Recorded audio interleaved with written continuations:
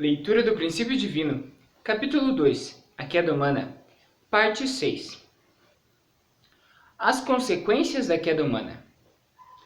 Quais foram as consequências da queda espiritual e da queda física de Adão e Eva em todo o universo, incluindo a humanidade e os anjos?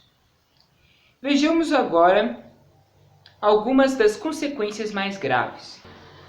Satanás e a humanidade decaída. Satanás é o nome dado ao arcanjo Lúcifer depois que ele caiu. Quando os primeiros homens caíram, eles ficaram ligados a Satanás por laços de sangue. Formaram o fundamento de 4 oposições centralizadas em Satanás e toda a humanidade se tornou descendentes de Satanás. Foi por este motivo que Jesus disse ao povo: Vós tendes como pai o demônio, chamando-os de raça de víboras venenosas. São Paulo escreveu: E não só ela, mas nós mesmos, que temos as primícias do Espírito, também gememos em nós mesmos, esperando a adoção, a saber, a redenção do nosso corpo. Indicando que ninguém pertence à linhagem de Deus. Pelo contrário, devido à queda dos primeiros seres humanos, pertencemos à linhagem de Satanás. Se Adão e Eva tivessem alcançado a maturidade plena e construído um fundamento de 4 posições centralizados em Deus, o mundo sob o domínio de Deus teria sido estabelecido na Terra. Porém, eles caíram ainda imaturos e formaram um fundamento de 4 posições centralizados em Satanás. Consequentemente, o mundo caiu sob o domínio de Satanás. Por isso a Bíblia chama Satanás de o príncipe deste mundo e o Deus deste mundo. Quando Satanás conquistou o domínio sobre os seres humanos, que estavam destinados a serem os senhores da criação, obteve também o domínio sobre todas as coisas do universo. Está escrito: porque a ardente expectação da criatura espera a manifestação dos filhos de Deus. Porque sabemos que toda a criação geme e está juntamente com dores de parto até agora. Estes versículos descrevem a agonia da criação sob o domínio de Satanás,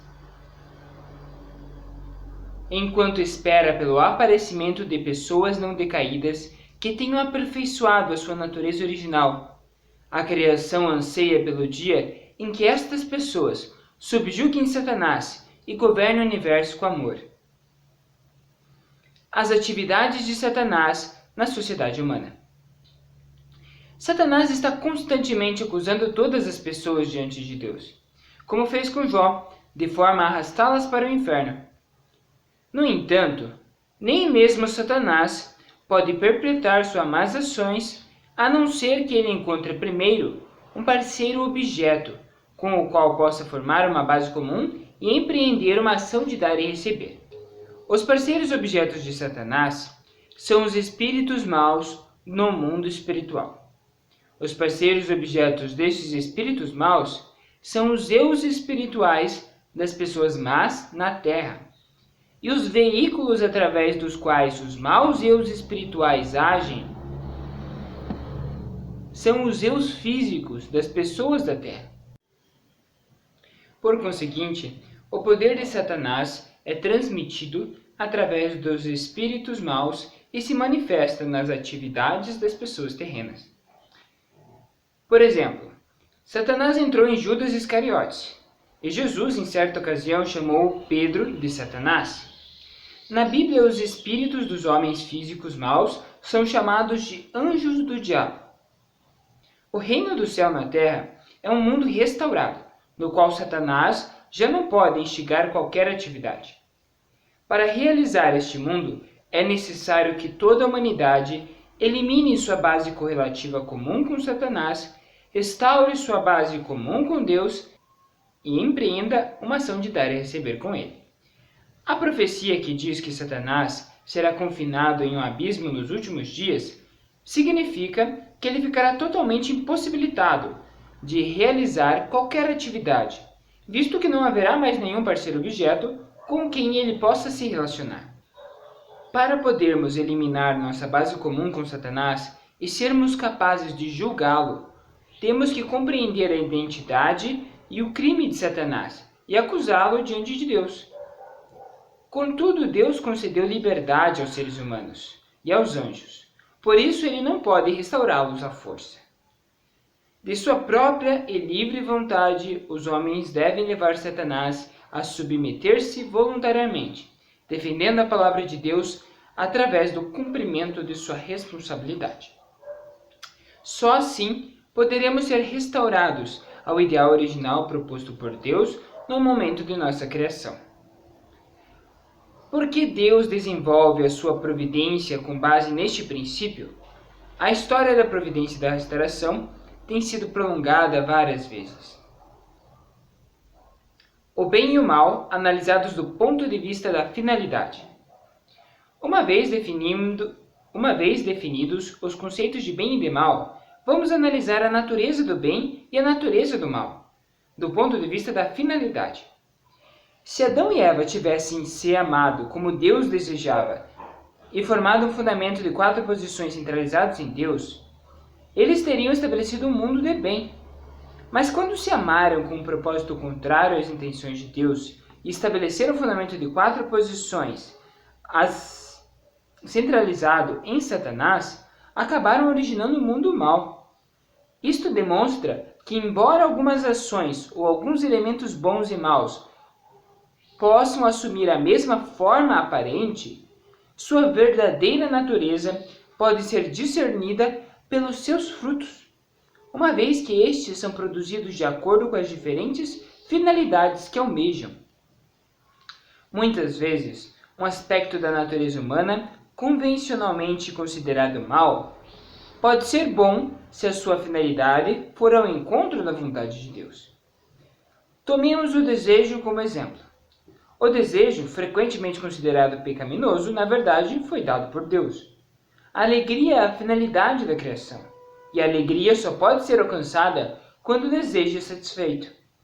Se não tivéssemos desejos, nunca poderíamos experimentar alegria.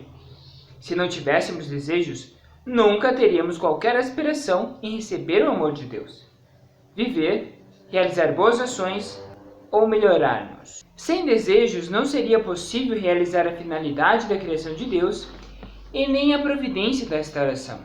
Seria impossível construir uma sociedade humana pacífica, harmoniosa e em desenvolvimento.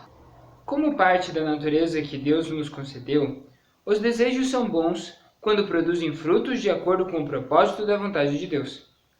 E são maus quando seus frutos seguem o propósito da vontade de Satanás.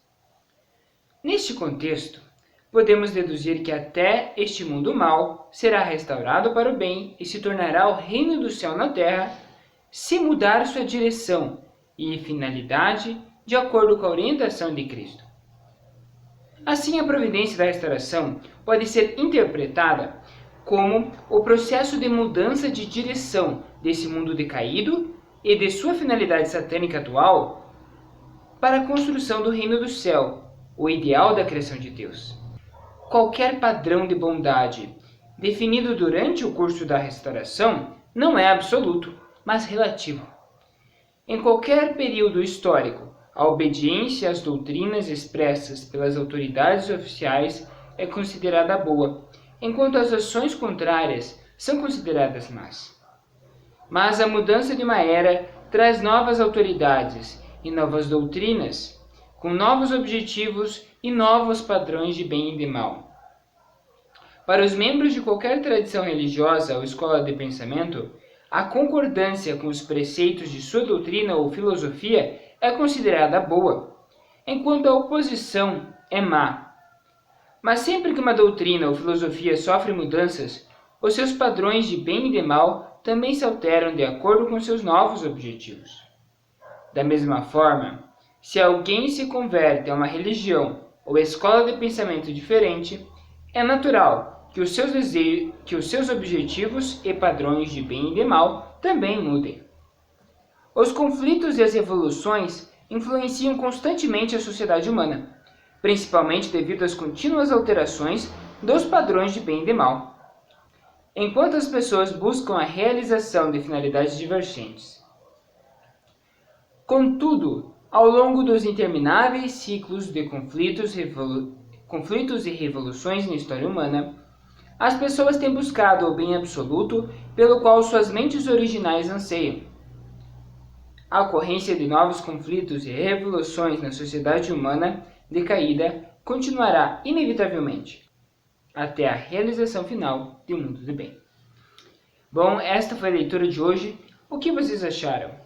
O que vocês acharam sobre as ações de Satanás na sociedade humana? Deixe aqui embaixo a sua opinião, escreva seus comentários, não se esqueça de curtir o vídeo e se inscrever nos nossos canais Leitura do Princípio e Suntai Estudando o Princípio. Os links estão aqui embaixo na descrição. Até o próximo vídeo com a continuação da Queda Humana.